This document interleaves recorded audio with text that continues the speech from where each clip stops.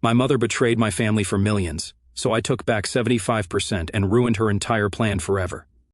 A. Throwaway for obvious reasons. This happened 2 years ago.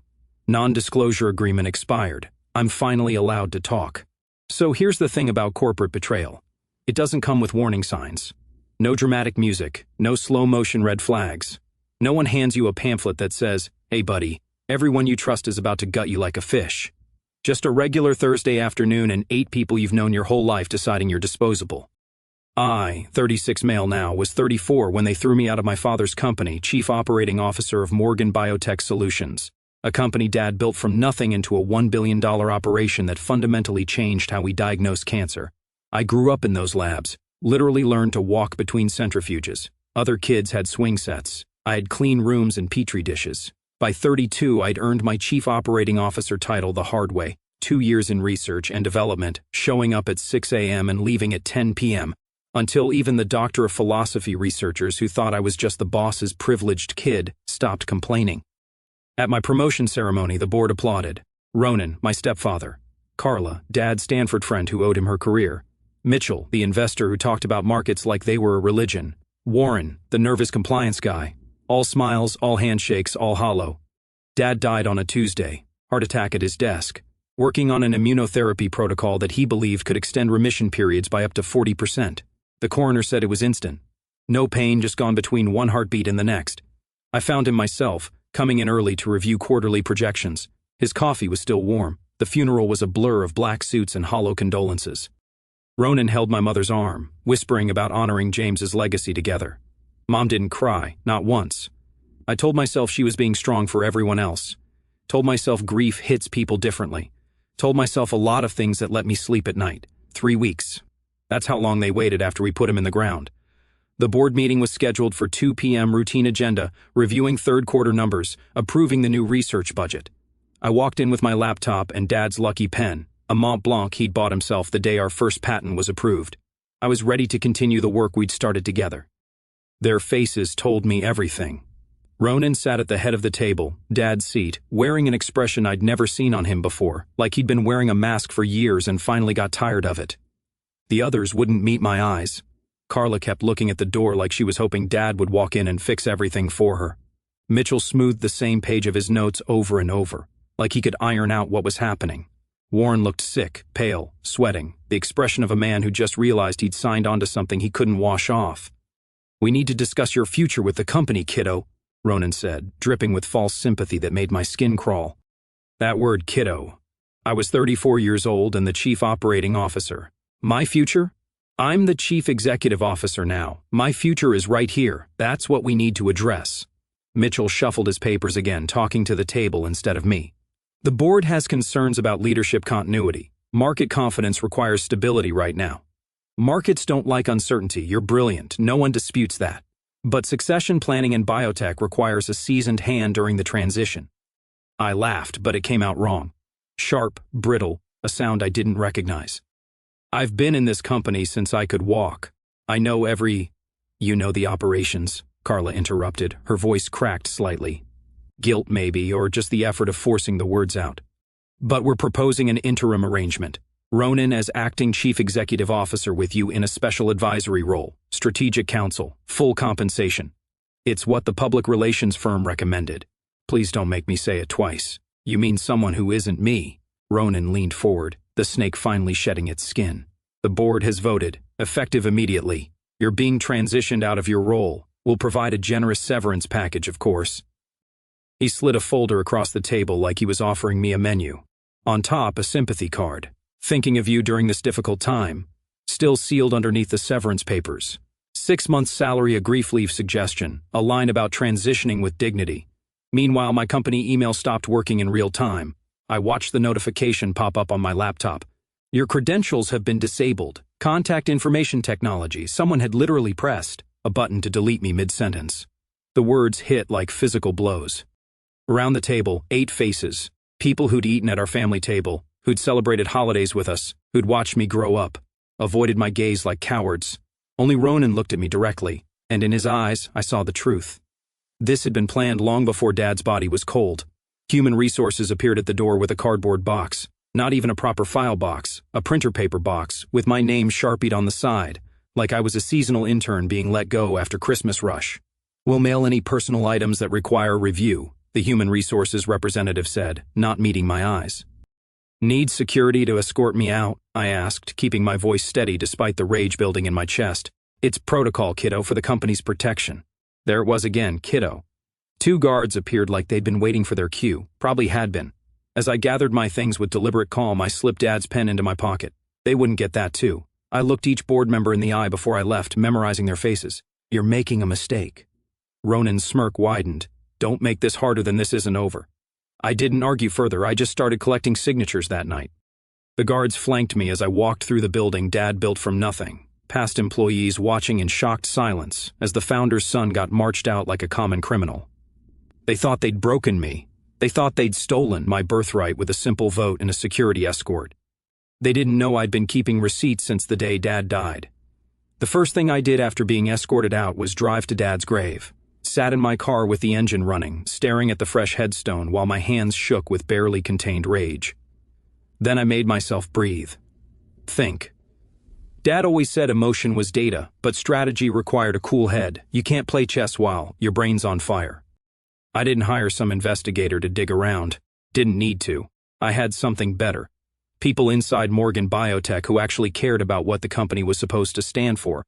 That same night, I got a call from Nico, one of our information technology administrators. Kid had been with the company 6 years. Started as an intern while he was finishing his computer science degree. Dad had personally approved his last 2 promotions. "I saw what happened today," Nico said, his voice tight with anger. "It's wrong. Everyone's talking about it. And I think you should see some things I found while doing routine server maintenance, things that weren't supposed to be there." What he showed me over a laptop at a 24-hour diner made my blood run cold. Nico opened a shared drive folder labeled Transition Plan. Inside another folder, Post-James Morgan Leadership Realignment. The creation date was 6 weeks before Dad died. Then the emails, 8 months of them. They'd been planning this coup while Dad was still alive, while they smiled at him across the conference table and toasted his health at company parties. One line stopped me cold. Carla writing to Mitchell, "Once he's out of the picture, move quickly to sideline the son before he can rally support." Out of the picture. They'd written that while Dad was still breathing. My hands clenched around my laptop so hard the plastic case creaked in protest. The emails revealed their endgame: sell off the company's core research division to Apex Pharmaceuticals, our biggest competitor. The patents Dad spent 20 years developing, the formulas that could save millions of lives, all packaged and sold for a quick profit. Golden parachutes for the board, pink slips for everyone else, and the paper trail on their individual side hustles was ugly. Kickbacks, stock manipulation, conflicts of interest. Each of them had their hand in a different cookie jar. Warren was the only exception. Ronan had leverage on him. The guy wasn't greedy. He was trapped. It wasn't just betrayal. It was a coordinated gutting. But the document that changed everything was buried in a legal folder. Our corporate bylaws, last amended 15 years ago when the company went public. I'd read them before, of course, but never with this kind of desperate attention. Section 47B, subsection 3. In the event of contested control, any shareholder or coalition of shareholders holding 75% or more of outstanding shares may call an extraordinary meeting and reverse any board decision, including but not limited to personnel changes with immediate effect. 75%. I pulled up our shareholder registry.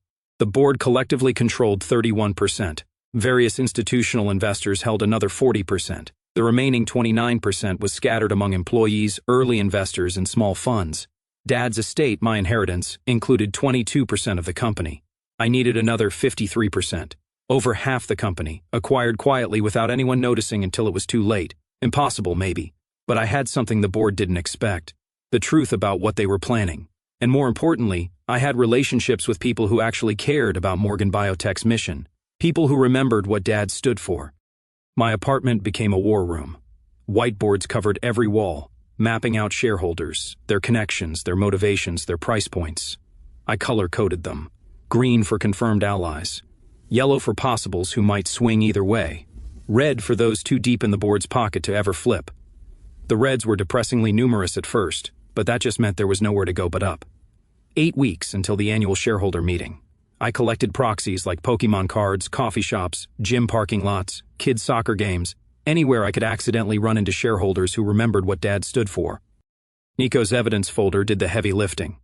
One look at the Apex emails and most of them signed on the spot. Employee retirement savings system, pension funds, family trusts. Each percentage point was a victory recorded in green marker on my war room walls. Then I made my first mistake. Nico had been feeding me updates via text. Quick hits about board movements, internal memos, shareholder communications. I got sloppy. Texted him back something dumb. Keep digging on the Apex files, need the kickback numbers. 2 days later, Nico called me from a payphone. His voice was tight with controlled panic. It flagged our text chain during a routine audit. Ronan demanded to know why I was communicating with you outside company channels. My stomach dropped. What did you tell them? That you texted asking about your 401k rollover, and I responded out of habit. They bought it barely. He paused. But I'm burned as a source. They're watching me now. I can't access the restricted servers anymore without raising flags. I'd almost blown my best inside asset because I couldn't keep my thumbs off a phone. Stupid, careless, the kind of mistake that gets you caught. Nico's cover story held, but the lesson was learned. No more digital trails. The real breakthrough came 3 weeks in. Leora, portfolio manager at North Star Investments, called me directly. North Star held 7% of Morgan Biotech, serious institutional money. Mr. Morgan, I've been watching some interesting movement in your company's shares, small lots being accumulated through various channels. Your handiwork, I presume. My heart stopped. If she'd noticed, others might too. I'm also aware, she continued, that your stepfather has been making promises to my competitors, sweetheart deals that specifically exclude North Star. She paused, and I could hear the cold smile in her voice. I despise being taken for granted. North Star's 7% is yours. One condition. When you retake control, you implement your father's 5-year strategic plan, the one the current board dismissed. Dad's last vision, expanding into personalized medicine, opening clinics in underserved communities. That's what they'd killed to make room for their scheme. Done. The board wasn't sitting idle. Same sedan parked outside my building at different hours. They were getting nervous. I kept collecting signatures. After 6 weeks of grinding, I had 51% committed. Close. Tantalizingly close, but not enough. I needed that 75% threshold to be untouchable. That's when I played my first offensive move. I incorporated Prometheus Biosystems, registered it in Delaware with minimal fanfare, just another startup in a sea of biotech hopefuls. Then I made very sure word reached the right ears. A casual mention at a biotech conference, a LinkedIn update about exciting new ventures in immunotherapy application. Within days, rumors tore through Morgan Biotech's halls like wildfire. The founder's son starting a competing company trying to poach researchers, planning revenge. The board took the bait beautifully. 10 days. Emergency meetings were called. Ronan sent a company-wide email demanding all employees sign supplemental non-compete agreements within 48 hours. The paranoia was delicious. Then Ronan slipped. He sent an internal memo to all department heads. Reminder, do not discuss ongoing Apex negotiations with anyone outside the board. This includes the former chief operating officer. Employees started forwarding it to each other with confused messages attached. Wait, what Apex negotiations? Why would he mention that? The board hadn't publicly acknowledged any Apex discussions. Ronan had just accidentally confirmed the rumor he was supposed to be denying. I fed the paranoia carefully, scheduled very public lunches with key Morgan Biotech researchers, not to recruit them, but to be seen doing it. Ronan called me directly, trying to sound paternal. This vendetta helps no one, kiddo. Stop trying to steal our intellectual property and we can discuss a more generous severance. Interesting. I hadn't mentioned anything about intellectual property, hadn't even hinted at recruiting anyone for real work, but Ronan was so deep in his own guilt, he was answering questions I hadn't asked. I appreciate the concern, Ronan. I'm happy where I am. 7 days, the psychological warfare intensified. Each rumor was crafted to be plausible but unprovable, smoke without fire. Meanwhile, the real damage was happening in the market. Morgan Biotech's stock price continued its descent, down 15% over 3 weeks. Most of what I accumulated wasn't purchased outright. It was voting control through irrevocable proxy agreements. Shareholders who wouldn't sell were happy to sign over votes once they saw the Apex emails. My actual purchases were modest, spread across 6 brokers, timed under 13D thresholds, masked by the sell-off volume. My attorney's securities team ran everything clean. My count grew to 71%, then 74%. Then it stalled 5 days. I needed 75% minimum. I was stuck at 74.6%. The remaining uncommitted shares were scattered among small holders who either couldn't be reached or didn't care enough to get involved. Then everything almost fell apart. The transfer agent handling verification flagged 3 of my proxy agreements for additional review. Something about signature discrepancies. My attorney called me at 2 a.m., voice tight. If they reject these, you're at 71.2%, below threshold, and their review committee doesn't meet until next Tuesday. I didn't sleep. My legal team worked the phones, escalating to the transfer agent's legal department. Turned out one board member's cousin worked there. Coincidence? I stopped believing in those weeks ago. At 4 p.m. the next day, my attorney called back. Cleared all three. Their legal team reviewed the flagging criteria and found it was applied incorrectly. She paused. Someone tried to sandbag us from the inside. They failed. 74.6%. Still short, but still in the game. Then the board struck back. 4 days. The hit piece dropped at 6 a.m.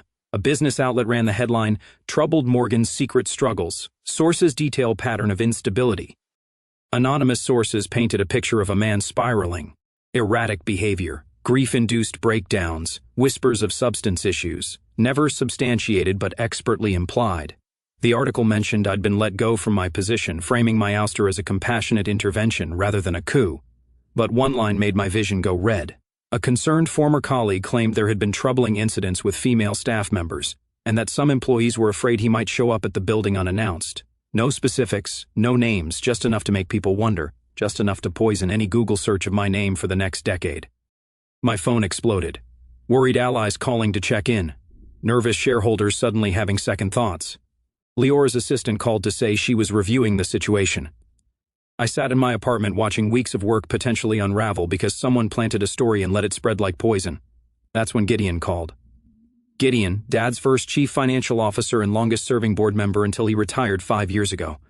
"I've been watching this circus from my place up north," he said, his voice gravelly with age. "Thought I was done with corporate warfare. Then I saw that garbage article this morning. That line about troubling incidents. I know what they're doing. I've seen this playbook before." "Gideon, I didn't know you still followed the company. Your father built something worth following, and I keep very good records." He paused. "Ronan's been sloppy. That Cayman account he uses, not as untraceable as he thinks. And I have a banker's box in my study that your father asked me to keep just in case. I'm flying down tomorrow," Gideon continued, "bringing some materials that might interest you, and my own 1.2% that I never sold." And my own 1.2 equals 75.8. I had my threshold. Gideon arrived the next morning carrying a box that looked innocuous enough. Inside were documents that made my previous intelligence look like grocery lists. Financial records showing Ronan had been skimming from research and development budgets for years, funneling money through contractors that existed only on paper. Email threads between board members discussing how to manipulate stock prices around Food and Drug Administration announcements. Most damning. A recorded conversation from 2 years ago where Ronan explicitly discussed waiting for James to step aside one way or another.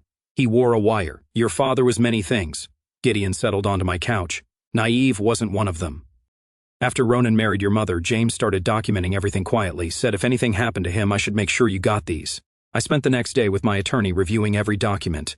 We had enough to trigger a federal investigation. The Securities and Exchange Commission filing revealing my stake would hit Edgar tomorrow.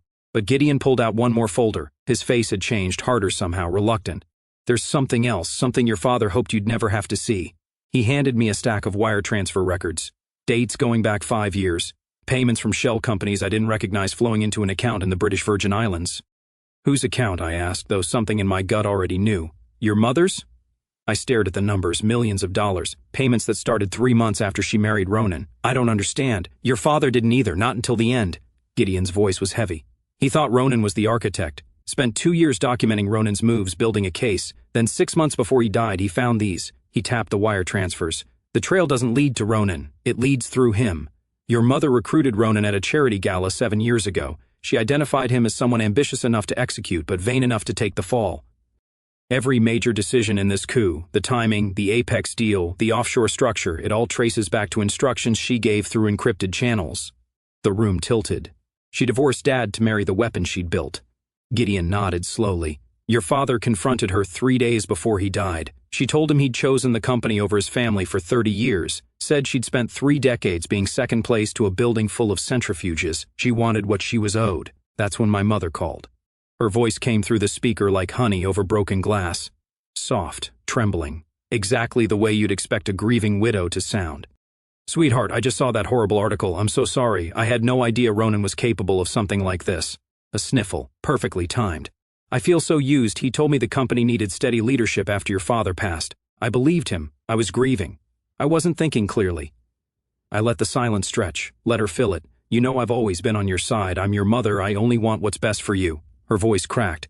"Maybe we could meet, talk about how to fix this together as a family." Classic textbook manipulation. Position yourself as the victim, create an alliance against the common enemy. It might have worked if I hadn't just finished reading Gideon's files. "That's interesting, Mom." I kept my voice flat. "Because I'm looking at an email from 8 months ago where you outlined the exact timeline for transitioning leadership away from emotional attachments. Your words sent from an encrypted account you thought nobody could trace." The silence on her end was deafening. "What did you—" The honey evaporated from her voice mid-syllable. What replaced it was something colder, something I'd never heard before. "Where did you get that?" "Dad kept records." She laughed. Actually laughed, but it wasn't her public laugh, the warm tinkling one she used at charity events. This was different, low and controlled. "You're bluffing. You don't have anything substantial. The British Virgin Islands accounts say otherwise." Another silence. Then, "Be very careful, sweetheart." Her voice had dropped the maternal act entirely now. "You're playing a game you don't understand." "I understand." "Fine, we'll see about that." The line went dead. I stared at my phone for a long time. My mother, the woman who'd sung me lullabies, who'd bandaged my scraped knees, who'd apparently been planning corporate patricide while Dad was still alive. I'd been recording the whole call. 48 hours until the shareholder meeting, the board made their final mistake. They moved up the Apex acquisition timeline, scheduling a special shareholder meeting in just 2 days to approve the strategic partnership. What they didn't know was that Apex's promised support included several funds that had already secretly pledged their shares to me. They thought they were getting a compliant target company. Instead, they were walking into an ambush. I let the announcement stand for exactly 24 hours, long enough for the media to pick it up, for real shareholders to understand what was at stake. Then I called Leora. "It's time." Finally, I could hear her smile through the phone. "I was starting to think you enjoyed the theater too much." The next morning, business journalists received an anonymous package containing select excerpts from the board's internal emails, nothing legally actionable yet, but enough to raise serious questions about conflicts of interest. The stock price tumbled another 5% by lunch. Meanwhile, I filed the formal paperwork with the Securities and Exchange Commission, revealing my 75.8% stake for the first time. Between Gideon's shares and the final quiet buys, I'd barely cleared the threshold. The 13D hit Edgar at 3:47 p.m., 13 minutes before market close. Bloomberg terminals lit up. Reporters pounced. The headlines were instantaneous. Morgan Air discloses majority stake, proxy battle erupts at biotech firm. My phone exploded. Reporters wanting statements. Board members making desperate attempts to negotiate. My mother. I ignored them all except one. "Hello, Ronan." Silence on his end stretched long enough that I wondered if he'd hung up. "You clever little brat," he finally breathed. "You got sloppy. Market opens in 22 minutes. My driver dropped me at the Morgan Biotech building, media circus already forming, news vans, photographers, business reporters with hungry expressions. "It's like a movie premiere," he said. "It's a proxy fight." I stepped out. Cameras swung toward me. Reporters shouted questions. I walked past them without a word, shoes clicking on the pavement with metronomic precision. The security guard at the desk, Jerome, who'd been there 15 years, looked up as I approached. His face went through several expressions before settling on something like relief. "Mr. Morgan," he said it quietly like a secret. "Welcome back." "I'm back." The elevator ride to the boardroom floor felt both endless and too quick. Each floor was a memory. The lab where I'd learned to use a microscope at 7 years old. The break room where Dad and I ate lunch together. At exactly 9:29, I turned to my attorney. "Whatever you hear, don't come in. This needs to be between me and them." I smoothed my suit one last time. Deep blue, Dad's favorite color. Gripped my briefcase containing the proxies that represented 75.8% of Morgan Biotech and checked my phone. 9:30 a.m. Market opens. I pushed open the boardroom door.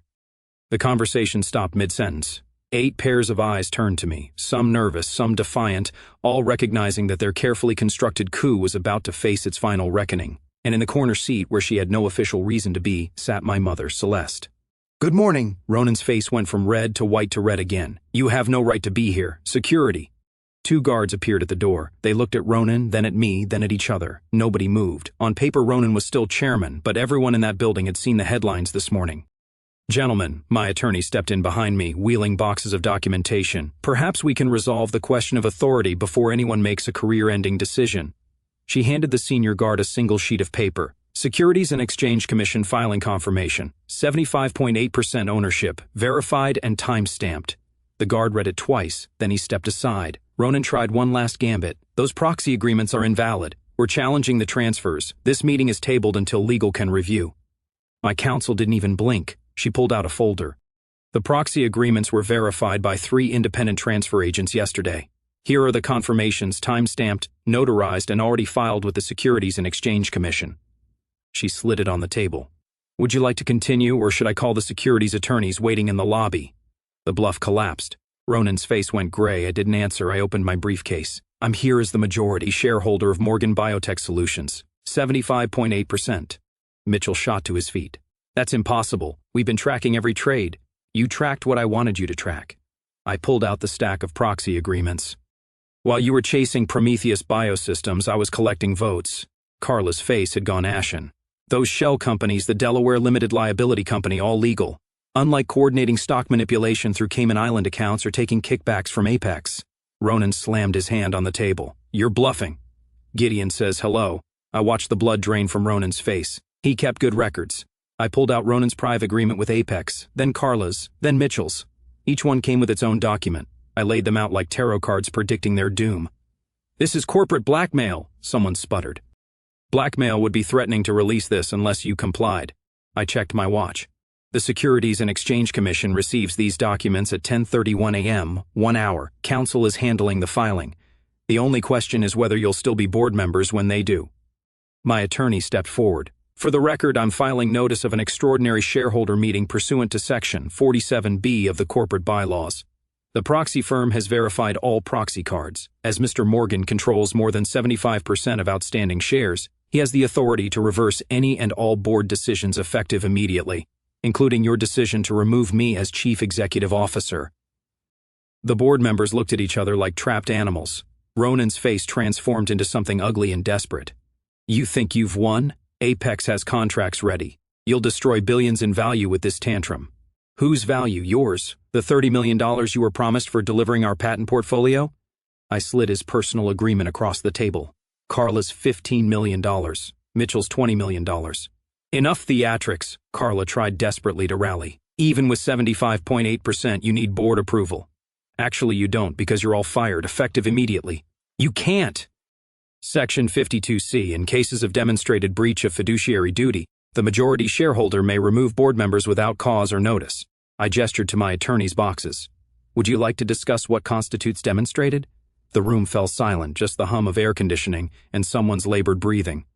Resign now, quietly, and I'll consider not pursuing personal lawsuits. The criminal investigation will proceed. That's out of my hands, but you'll avoid civil litigation. This is a coup, Ronan spat. No, what you did 3 months ago was a coup. You don't get to keep it. One by one, they broke. Mitchell was first. He didn't argue, didn't defend himself, just asked quietly, will resigning keep my name out of the court filings? Depends on how much you cooperate. He signed without another word and headed for the door. His badge beeped red. Your access has been revoked, my counsel said without looking up. Security will escort you. Carla followed. She paused at the table, opened her mouth like she wanted to say something, some approximation of an apology without actually using the word sorry. She couldn't find the words, just shook her head and signed. Warren was next. He stopped beside me and whispered, barely audible. Ronan has something on me. He didn't explain what. Didn't need to. I know, I said. Cooperate with the Securities and Exchange Commission and we'll see what can be done. The others filed past until only Ronan remained. He tried to slip his laptop into his bag. Sir, Jerome had appeared at the door, quiet and professional. You'll need to leave that. Ronan's face contorted. That's my personal company property. Legal will coordinate return of personal items after review. The irony wasn't lost on anyone. 3 months ago, they'd had me marched out with a Sharpied box. Now they filed past me, heads down, as security waited to escort them from the building they tried to steal. Ronan was last. He stopped at the door, turning back with pure hatred burning in his eyes. This isn't over. Yes, it is. The door closed. The room was empty except for my attorney, still organizing documents, and my mother still sitting in the corner, still watching, still silent. Everyone out, I said quietly. My attorney glanced between us, raided the room, and left without a word. Mom didn't move, didn't stand, just looked at me with an expression I'd never seen before. Not fear, not guilt, calculation, like she was running numbers on how this would play out. The British Virgin Islands accounts, I said. The encrypted instructions to Ronan. The recruitment at the charity gala 7 years ago. Her face didn't change. Your father told you. Dad documented everything. Gideon had the files. She laughed, actually laughed. Of course he did. James never could let anything go undocumented. She stood finally, smoothing her skirt like we were discussing lunch plans. 32 years I gave that man. I gave 32 years of being second to this company. Every missed anniversary, every vacation cut short, every time he chose a lab result over his own family. So you decided to take it from him. I decided to take what I earned. Her eyes were ice. You have no idea what it's like to be invisible in your own marriage, to watch your husband love a building more than he loves you. He built something that saves lives. He built something that consumed his and mine and almost yours. She stepped closer. I did you a favor, you were becoming him. Another Morgan man married to microscopes and spreadsheets. I pulled out the last folder, the wire transfers, her signature on the shell company documents. Enough for a federal conspiracy charge. The Securities and Exchange Commission gets these in an hour, along with everything else. For the first time, something flickered behind her eyes. You'd send your own mother to prison? You'd steal your own son's birthright. We stood there 2 feet apart, 34 years of family dissolving between us. I'm not going to prison. She said it like a fact. I have documentation too, insurance policies Ronan doesn't know about. If I go down, everyone goes down. The whole board, half of Apex's leadership. It'll take years to untangle and cost the company billions in legal fees. You're bluffing, she smiled. The same smile she'd given at my graduation and my promotion ceremony at Dad's funeral. I'm your mother. I taught you everything you know about strategy. She picked up her purse, but not everything I know. She walked to the door, stopped with her hand on the frame. You're more like me than you want to admit, the patience, the planning, playing the long game while everyone else panics. She looked back one last time. Your father would be proud and terrified. Then she was gone. I stood alone in the boardroom where they'd tried to destroy me. The same room where Dad had announced our first patent, where I'd been promoted, where I'd been fired. My attorney appeared at the door. The Securities and Exchange Commission filing is ready. Do you want to include the additional materials? I looked at the folder in my hands. Mom's insurance files were probably real. Releasing everything would trigger years of legal warfare, collateral damage across the industry, exactly the chaos she was counting on. Hold the British Virgin Islands documents for now. File everything else. Not mercy, containment. If I dropped everything at once, she'd get what she wanted. Chaos big enough to hide inside. She thought her insurance policy made her untouchable. But I didn't need a headline. I needed a file that closed like a bear trap. Slowly, quietly, with no room to escape. My attorney nodded and disappeared within the hour. I'd made 3 calls. Her credit cards, the ones tied to accounts she thought were hidden, started declining. Not frozen by me directly, just flagged for review. The kind of review that takes months. Her usual lunch spots, the charity committees, the social calendar that defined her identity. Those calls would stop being returned soon enough. Not because I threatened anyone, because people can smell liability like smoke. By the time the forensic accountant finished his work, she'd be isolated. No allies, no leverage, no audience for whatever desperate play she had left. Dad taught me chess. Mom taught me patience. Neither of them taught me that sometimes the winning move is making sure your opponent runs out of pieces before they realize the game changed.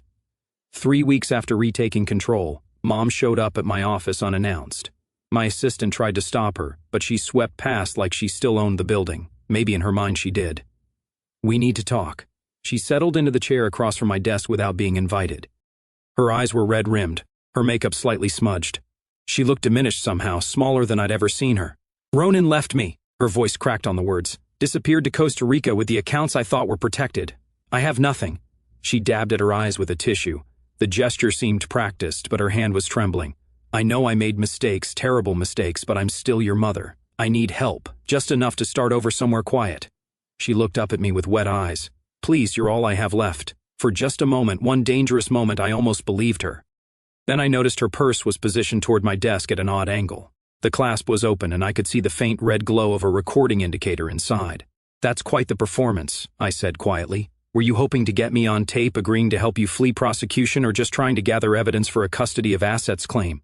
Her face went through a transformation so fast it was almost supernatural. The tears stopped instantly. The trembling disappeared. What replaced it was something reptilian, cold intelligence assessing a failed strategy. You've gotten paranoid, she said flatly. I got careful. I leaned back in my chair. The forensic accountant traced your accounts last week. Your British Virgin Islands accounts were never really hidden. You just couldn't see who else had access. Her face went pale. Ronan didn't steal your money, Mom. The accounts were frozen by the Department of Justice 3 days ago. You would have known that if you tried to access them instead of coming here. She stood abruptly, the mask fully off now. You little. The United States Attorney's Office will be contacting you within 48 hours. I'd recommend having counsel present. I pressed the intercom button. Security. My mother is leaving now. She stared at me with something I'd never seen in her eyes before, genuine fear. You planned this, she whispered. The whole thing, you let me think I still had leverage. You taught me to play chess, Mom. I met her gaze without flinching. You forgot Dad taught me to see 3 moves ahead. Jerome appeared at the door with 2 guards. She gathered her purse, the recording device inside now useless, and walked toward the exit. At the threshold, she turned back one last time. I raised you, she said. I made you. No, I picked up Dad's pen and returned to my paperwork. Dad made me. You just showed me what I never wanted to become. The door closed behind her. I didn't watch her go. As the door closed behind them, I sank into Dad's chair, my chair now. First thing I did, canceled the Apex meeting, reinstated the research and development budget, sent a company-wide memo that layoffs were off the table. Somewhere out there, Ronan was discovering that Costa Rica has an extradition treaty with the United States, and my mother was learning what it felt like to be invisible. Not to a husband who loved his work, but to a world that had finally seen what she really was. The forensic accountant would need a few more months to complete the full file. By then, the Department of Justice would have everything they needed. No chaos, no $1 billion legal circus, just a quiet case that closed with the sound of a cell door. We did it, Dad, I whispered to the window. We got it back. This story is not just one person's experience, but a mirror reflecting a highly common reality in our society. The personal details may differ, but the underlying lesson is a shared answer for many similar situations. Beneath the surface of corporate warfare and family betrayal lies a familiar pattern, the quiet normalization of ambition without boundaries, and the dangerous way family is often used as both shield and weapon. What unfolded was not a sudden collapse, but the result of years of silent compromises, of love measured against power, of loyalty twisted into control, of sacrifice expected but never reciprocated. The tragedy is not only that trust was broken, but that it had long been replaced by calculation while everyone pretended otherwise. In many cultures, we are taught that preserving family harmony is the highest virtue, that enduring discomfort, even injustice, is a form of strength. But stories like this expose a harsher truth. When harmony is built on silence and manipulation, it becomes a tool for those willing to exploit it. The board justified betrayal in the name of stability. A mother justified destruction in the name of what she was owed. Each decision followed a logic that, on its own, might sound reasonable. But together, they formed a system where morality slowly eroded until only outcomes mattered. And this is where I want to speak directly to you, because it's easy to admire the strategic victory and overlook the emotional cost. I don't see this as a story about revenge or triumph. I see it as a moment where someone finally refused to play by rules that were designed to keep them powerless. Drawing a boundary, especially against those we are taught to trust unconditionally, is often labeled as cruelty, as betrayal, as breaking the family apart. But sometimes, it is the only way to restore what was already broken long before anyone admitted it. I believe the hardest part is not the confrontation itself, but the acceptance that love and harm can come from the same place. That someone can raise you, shape you, and still choose to use you. And when that realization comes, the question is no longer about loyalty, it becomes about responsibility. Responsibility to the truth, to the values that were once genuine, and to the version of yourself that refuses to become what hurt you. Because in the end, winning is not about reclaiming power or exposing others. It is about choosing not to inherit the same cycle of control, silence, and quiet destruction. It is about understanding that sometimes, protecting what matters most requires standing alone, even when every voice around you insists you shouldn't. So if you were standing in that same room, holding the truth that could destroy your own family but also stop a greater harm, would you protect the family name or expose everything and risk becoming the villain in your own story?